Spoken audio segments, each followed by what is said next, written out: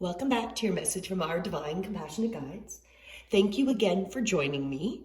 Today I'm pulling from the Rose Oracle cards by Rebecca Campbell, and I change it up just a bit with my intention. Of course, it's always on the collective consciousness and what we are guided to do.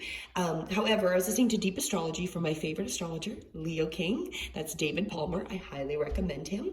He's saying we have a whole bunch of very rare astrological alignments that are very historically important, have had some very important events that have happened with these alignments. And we have a whole bunch of them that have only happened a few times in the last 2,000 years, all happening on the same day, coming around June 10th. Depending on where you are in the world. So I put that as my focus for when I pulled the card for today on what is our guidance as we're coming into even more interesting times. So let's find out what message our guides have for us today. The Holy Grail. Awesome. So let's take it as I recommend each time. Take a deep breath in. As you exhale, just allow your mind to get centered and cleared. As we open ourselves up for the message today, the Holy Grail, stop the endless searching, inner quest. The Holy Grail is a mysterious, long-sought relic about which stories have been told through the ages. Some believe it holds a key to eternal life and divine union. Many devote their lives to discovering and possessing it. It features in the legends of King Arthur. The knight Galahad achieved the vision of God through the Grail. In Christian mysticism, the Grail is a cup used by Jesus at the Last Supper, and afterwards by Joseph of Arimathea, don't mind me saying it wrong, to catch the blood at the crucifixion. It was taken to the Isle of Avalon and buried on Chalice Hill, which is in Glastonbury, UK, which turned the Chalice well waters red.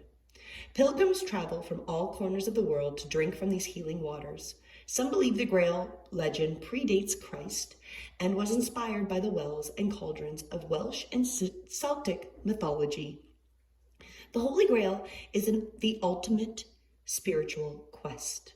Many see the quests as physical places to journey to, conquer, or find, but perhaps the Grail is an invitation to go inward, to connect with the grace within, to find it without, to realize that this journey of drinking from the eternal well is to find it deep within as the part of us that cannot be extinguished.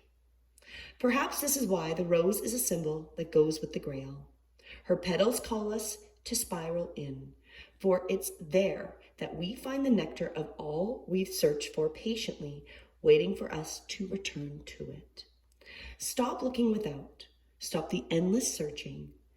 Turn your gaze within. In our inquiry with this card, how can you go within and focus more on what really matters?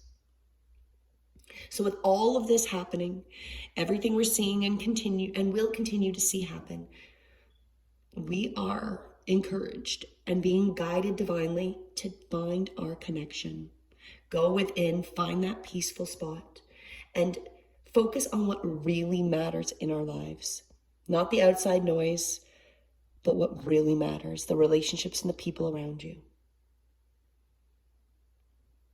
So take this message, allow yourself some time to take away what you specifically heard from it, and keep it in your mind and see if you can activate that.